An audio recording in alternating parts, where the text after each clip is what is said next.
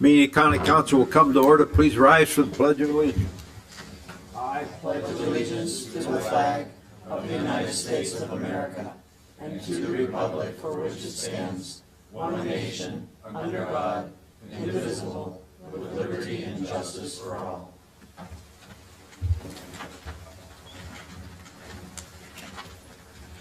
Carol, you have an optional prayer?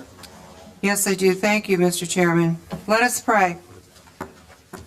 Dear Lord, let us be the light that shines for good works.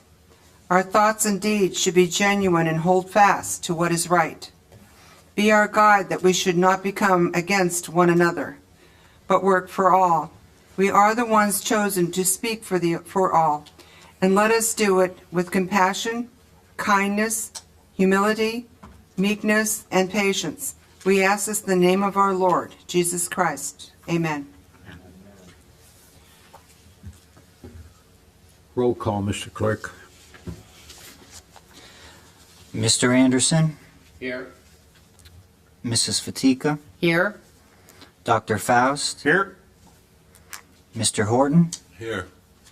Mrs. Lowe, Here. Mr. Rastetter, Here. and Chairman Leon. Here. Hearing to the public. For those that call in, usually get 5 minutes. Nobody's called, so anybody that wishes to come up to address the council can do so for 3 minutes. Just give us your name and where you live in Erie County, I'm sure. Well, yes, John Williams, 406 Hess Avenue, Lower East Side. My whole life, I'm still there. So, and I don't mind it at all. Well, I'm here is for the centennial, the World War I Erie County centennial. And we have a project here regarding a plaque that we've been working on for several months now.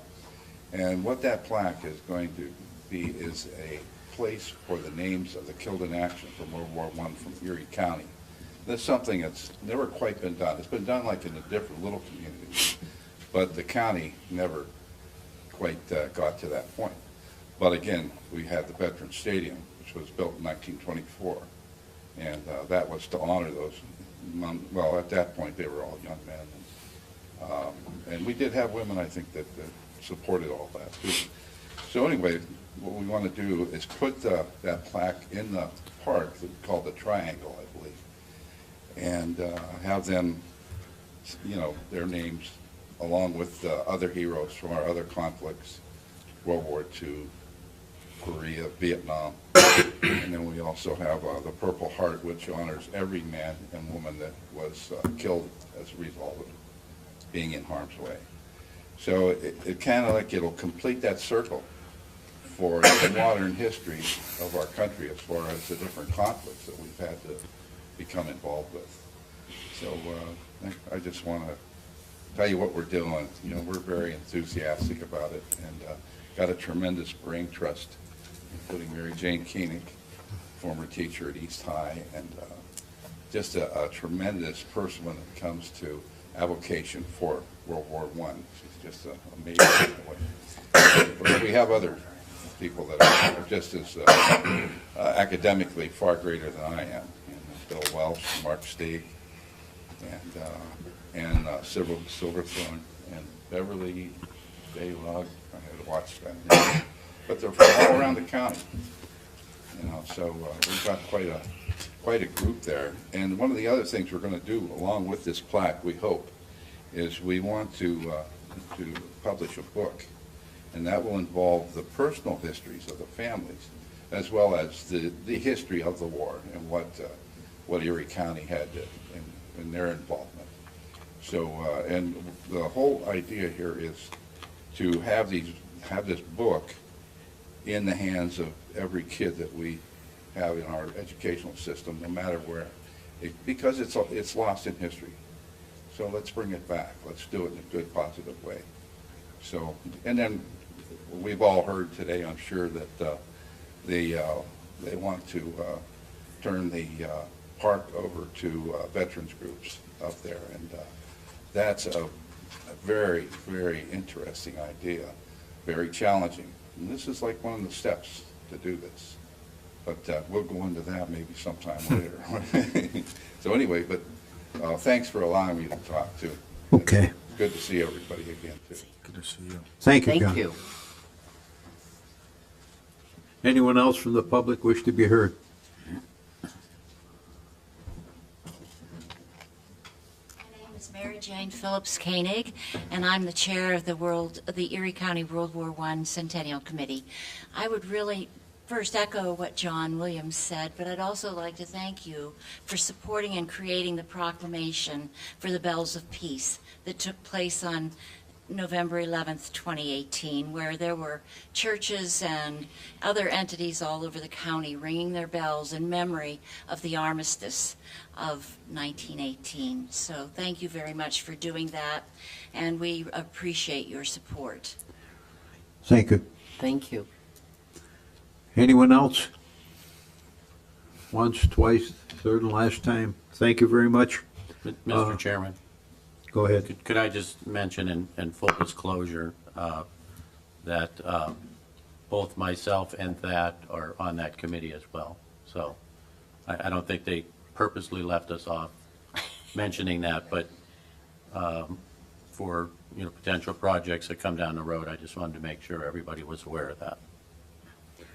Thank you. I'll entertain a motion for the approval of the regular. So moved, Mr. Chairman. Moved by Second. Dr. Faust, seconded by Mr. Horton. Comments? Roll call. Mrs. Fatika, Yes? Dr. Faust, Yes. Mr. Horton, Yes. Mrs. Lowell, Yes. Mr. Rastetter, Yes. and Chairman Leon. Yes. Next, reports of county officials, county executive and/or her designee. None tonight, Mr. Chairman. Thank you. Next, the Finance Committee, Mr. Anderson. Thank you, Mr. Chairman. The Finance Committee met on January 17th, and we have put forward under new business items A, B, and C, and that concludes my report tonight. Thank you. Next is the Personnel Committee, Mr. Rastetter. Thank you, Mr. Chairman. Personnel Committee met on January 17th and put forth the possible appointments, letters D through N, with M being the only oddball out there. The appointment of Dave Mitchell, the District 6 representative to the Erie County Land Bank. All the other appointments are presented by Mrs. Dahlkemper to the various boards, I'd say. Thank you. Thank you, Mr. Rastetter. And well, next on the agenda is Kathy. You have a report? Yes, just a brief report. On January 9th, I attended the Public Safety Advisory Committee meeting, and the Public Safety Director, John Grappery, reported that all the cell towers have been completed, and they're just waiting for Penelec for their service. Testing and training and transition are the steps for the next generation radio project. And with the testing and training done, the next step is that transition, and Director Grappy will be announcing the date for that completion. That concludes my report. Thank you. Mr. Horton? Good evening, colleagues, citizens. I attended over this past weekend or past week several of the Martin Luther King Jr. holiday events. I attended the school to prison pipeline panel discussion that they conducted over at East High School, and I attended the march and the subsequent program that they had at the center. And I came prepared to make a few comments, but as we stood to do the Pledge of Allegiance, and I was standing so close to the Stars and Stripes, it reminded me of my service in the United States Air Force, and I really love saying I really love saying the Pledge of Allegiance, even though it's a broken promise to African Americans, in that we hold these truths to be self-evident that all men are created equal, and that's just not simply the case. Not just here in Erie, in the city of Erie, Erie County. It's not just a problem that's indigenous to Pennsylvania, but this is, in fact, the city and county in which I live in. But I just wanted to make a few comments. I believe that if Dr. King was around today, we probably wouldn't get the sanitized version that we get so often with the I Have a Dream. But I know that he would be concerned about the immigrant situation, as he was with the migrant workers in the 50 years ago. I believe this is the 50-year anniversary of his death in '68. I believe that he would have cared about the unions and organized labor and the working men and women, particularly those that are federal workers who are working and going without pay. And they're experiencing what black people and people of color and Latino people and white poor people and certain zip codes, or they're experiencing what people in the 16501 zip code experience, whether they're Republican or Democrat, whether they're white, black, Latino, whether they're Bosnian, whether they're Muslim, whether they're Jew, Gentile, Christian, Catholic. We know that nearly 100% of the children in the Erie School District received free or reduced lunches. We know that thousands of children right here in Erie County live in poverty, not just in the Erie urban core, but in places like Corey and Wattsburg and Waterford and other parts of the county. So I know that Dr. King would have been concerned about the poor. As we sit right here at the county seat in the 16501 zip code, which is the poorest zip code in the Commonwealth, it saddens me as we sit inside a municipality where kids are going to school and with inferior resources or lack thereof, in the technology age where they're still talking about books, or we don't have books, when kids at some of the suburban schools or even some of the parochial schools have had laptops and notepads for the better part of a decade. But they tell us how great it's going with us closing the 3 schools or 2 schools and combining 3 schools into 1. They tell us it's going really great. I reject that. So while we wait on the Board of Education, they met January 9th and 10th, is my understanding. I'm not sure that they brought up our issue on the community college, but as we talk about the King holiday, and we move towards through the 2019, I understand and recognize that education is truly the civil rights issue of our day.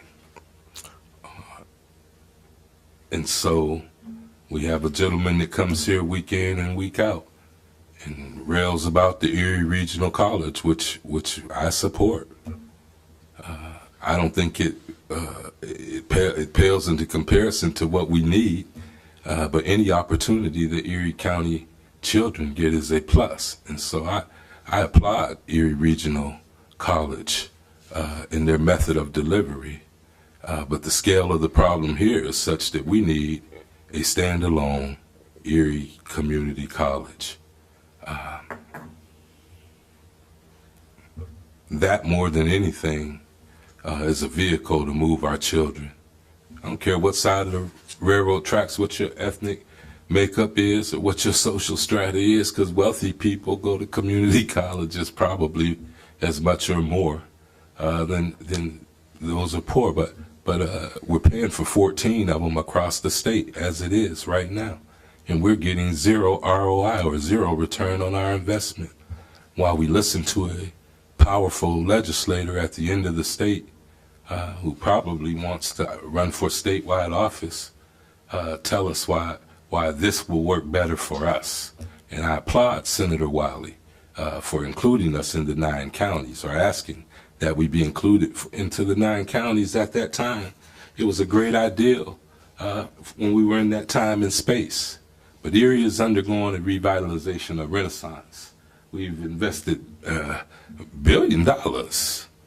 We're expanding, and I don't believe that any community can truly call itself a thriving community without a community college, and we're the only county in the whole Commonwealth without one.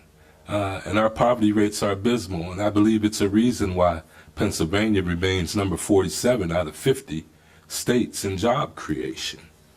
And so the Erie Regional College, be that as it may, and I don't know if the Times will print this, Matt, because you might want to do the sanitized version either, but I come here and I rail on this stuff because it's my attempt to put it in the public domain, because I don't hear the Times News talking about the abject poverty that's going on, and everybody's got a little pain in their life, but children are suffering, people are suffering, and so while we talk about the federal worker missing paycheck or living from paycheck to paycheck, there are people in our community who experience that day in and day out.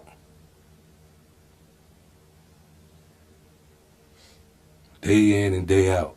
United Way did a thing. They did a simulated poverty study with JCAC or something. Poverty is not something that's simulated. Poverty is real. And so we find ourselves in this new time and dispensation, in a period, in space and time, that the city of Erie is undergoing this renaissance, a renaissance of generational proportion.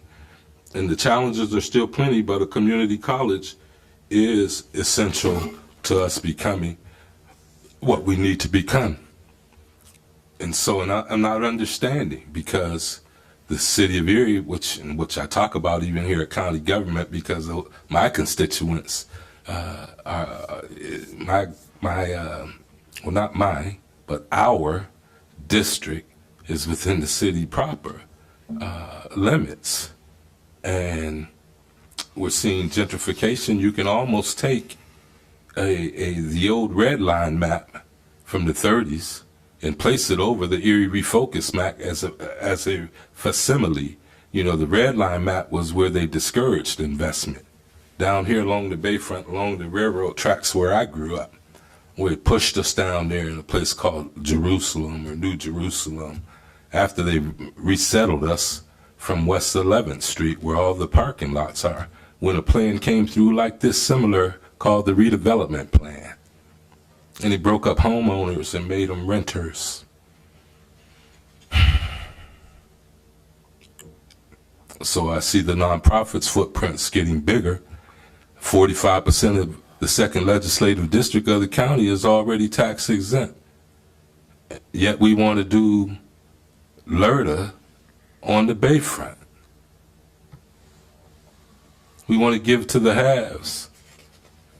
And I want to support the mayor in his LERTA, because I believe in LERTA and I believe in development. I don't believe in LERTA on the waterfront or in areas that are prospering. I believe in LERTA in blighted areas, and I believe in LERTA to benefit our residents, not corporations who are going to have to turn around and fight for every tax dollar. I thought he had something, and I would have supported, and I would ask this body to support and to push up the state legislative chain and ask for an amusement tax.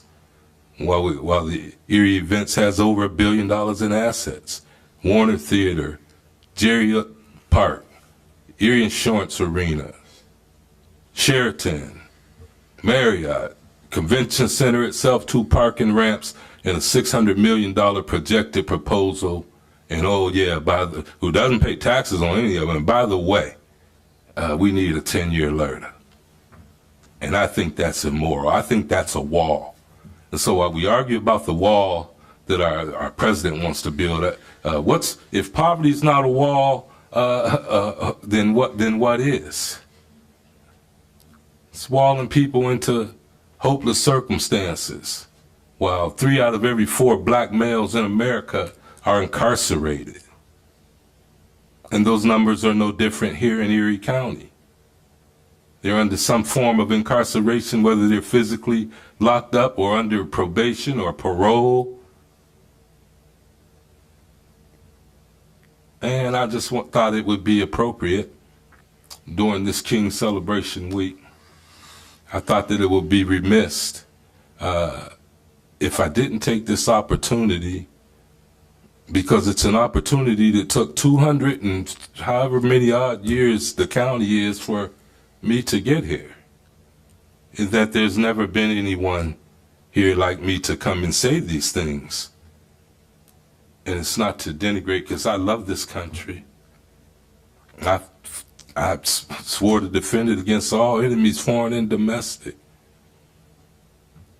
And I haven't been treated fairly in this country on many occasions. My children haven't. My neighbors haven't. But it felt really, really good standing close to that flag, Mr. Leon, feeling those stars. Carl, it did something for me. Because this is America, and we are great. It doesn't need to be made great again. It was great the moment that we said that we could pray to who we wanted to pray to, and we could love who we wanted to love, and we can work where we wanted to work. It didn't need a wall, and it doesn't need a wall to keep us from having a community college, a standalone community college as well either. So happy King Day, everyone. Mr. Chairman, that concludes my report. Thank you, Mr. Wood. Anyone else? I just have a couple quick comments. We have, for the past few years, continued to hassle over the Pleasant Ridge Manor East. We continue to try to determine what's best in that particular area, and I believe by the consensus of council is that they don't want to sell the property to anybody. I'm almost positive of that. If I'm making a mistake, well, please let me know. However, we do want to review the issue one more time. I know that a few years ago I reviewed the issue. And I think what we have to do is eventually, and hopefully as soon as possible, probably within a month, try to determine what we're going to do over at Pleasant Ridge Manor East.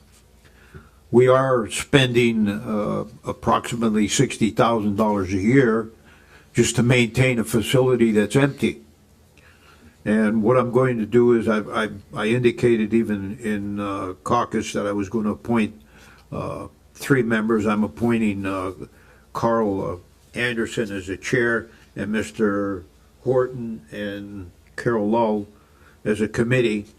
But this committee, I don't expect them to do any more than come back with the statistics that we have. And the committee not going to make too much of a recommendation, because I believe all of the members of this council should be involved in making that decision. And what I'm saying there is that each of us all have different opinions, regardless of what it is. And when you put out a committee and say, come back with a recommendation, everybody thinks that should be the gospel, but it isn't. I believe, as I've always believed, that all 7 members of this council have to be involved in whatever decision we make, regardless of what it is. So I'm asking you to do this as soon as possible. If there's any questions, I'd be more than happy to answer them from any members of the council. If not, I'll entertain a motion for second reading of ordinance number 2. So moved, Mr. Chairman. Moved by Dr. Faust, Second. seconded by Kathy Fatika. Any comments? Roll call on the changing of the agenda to the second reading of ordinance number 2. Dr. Faust, Yes. Mr. Horton, Yes. Ms. Mrs. Lowell, Yes. Mr. Rastetter, Yes.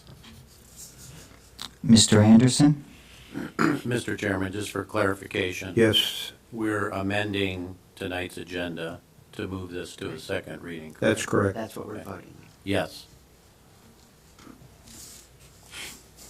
Mrs. Fatika, Yes.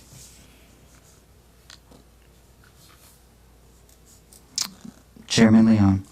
Yes, A second reading of ordinance number 2, 2019. Third, 2019 general fund budget supplemental appropriation of $100,057,206 for the Computer Bureau computer update to Windows 10/2019 office software. So moved, Mr. Chairman. Second. moved by Dr. Faust and seconded by Mrs. Fatika. Comments on that ordinance? Roll call. On ordinance number 2, 2019. Mr. Horton, Yes. Mrs. Lowell, Yes. Mr. Rastetter, Yes. Mr. Anderson, Yes. Mrs. Fatika, Yes. Dr. Faust, Yes. Chairman Leon. Yes. I'll give you a couple minutes there to get that passed over, Jim.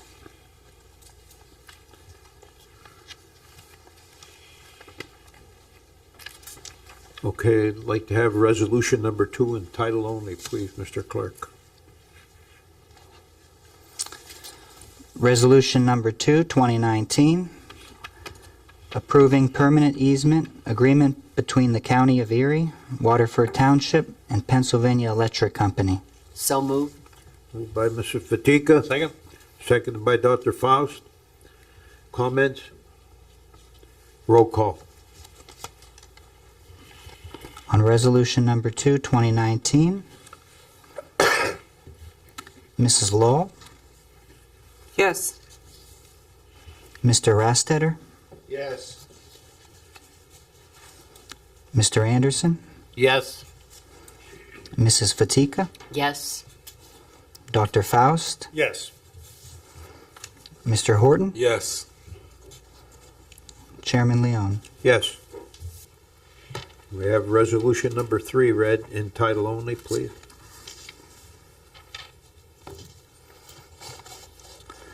Resolution number 3, 2019, setting forth a proposed amendment to the Articles of Incorporation of the Erie Regional Airport Authority. So moved. Moved by Dr. Faust, seconded by Mr. Anderson. Comments? Mr. Chairman. Yes, Mr. Anderson. Although what we're going to do tonight is essentially just a formality because this is technically an authority under the City of Erie. Nonetheless, we do recognize that this is a regional asset.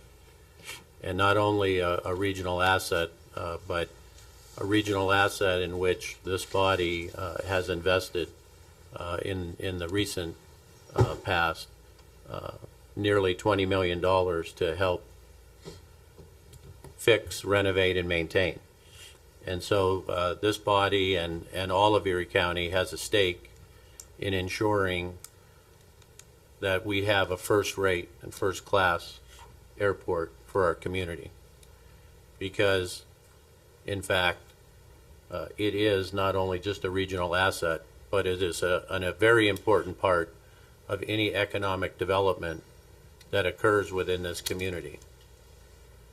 And one only needs to know when a prospective business owner comes to this community and their family is trying to get here for a weekend to discover all of the positive aspects that we have in this community, when they're stuck in another airport and can't get here, that does not in itself bode well for that company and that family being here. So we applaud what the airport authority is doing, and Director Martin, who was in and gave us an update last week, and Councilwoman Fatika, if you would reiterate these sentiments to them when you attend the meeting, we certainly appreciate that. But we recognize the importance of them in our community and as an economic development tool for our community.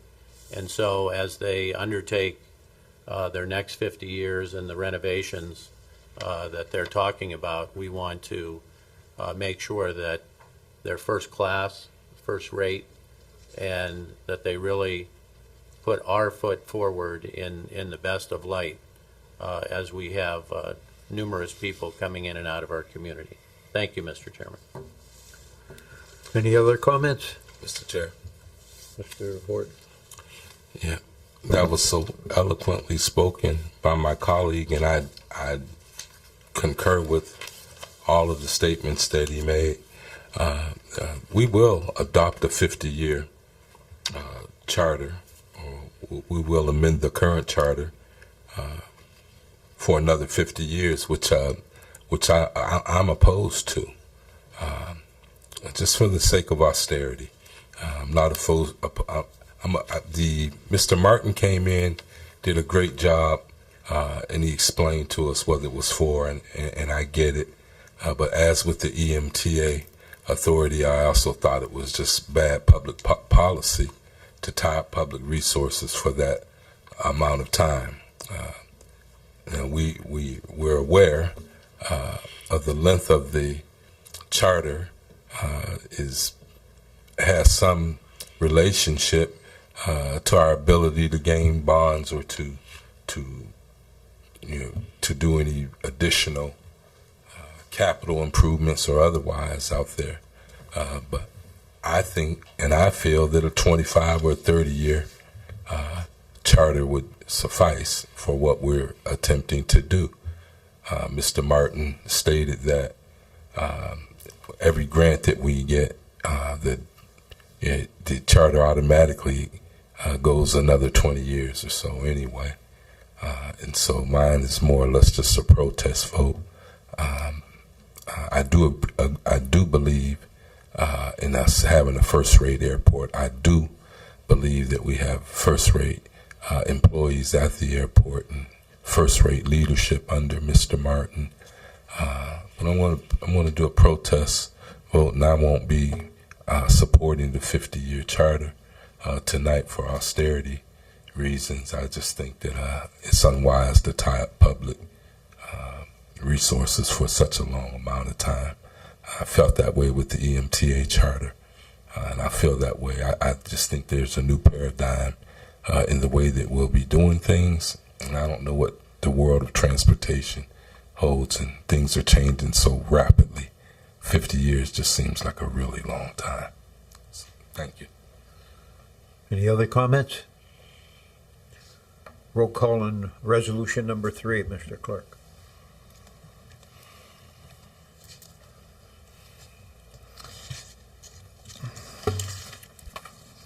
Mr. Rostetter, Yes.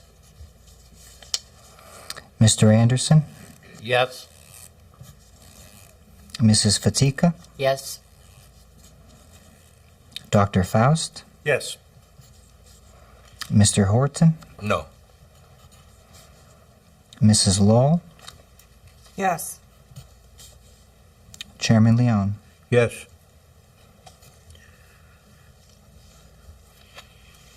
Next to the appointments, anybody want to? Mr. Chairman, without objection, approve the appointments listed in our agenda tonight, items D through N, to various boards and authorities here in Erie County. Second. Moved by Dr. Faust, seconded by Carol All. Any comments on it? If not, I have a roll call vote to adopt items D through N, all of the appointments. Mr. Clerk? Mr. Anderson, Yes. Mrs. Fatika, Yes. Dr. Faust, Yes. Mr. Horton, Yes. Mrs. Lowell, Yes. Mr. Rastetter, Yes. Chairman Leon. Yes. Mr. Dr. Mr. Chairman, Faust? just before we adjourn, I want to give a shout out here to our clerk in a pinch tonight, Jim Chirpak. Thanks, Jim. I know this could probably be nerve-wracking. You're nervous, you don't want to make a mistake or anything, but thank you for helping Great us out job. tonight. Thank you. Thank you. Very good. Any other comments? Move for adjournment. Stand adjourned. Thank you very much. Say something funny.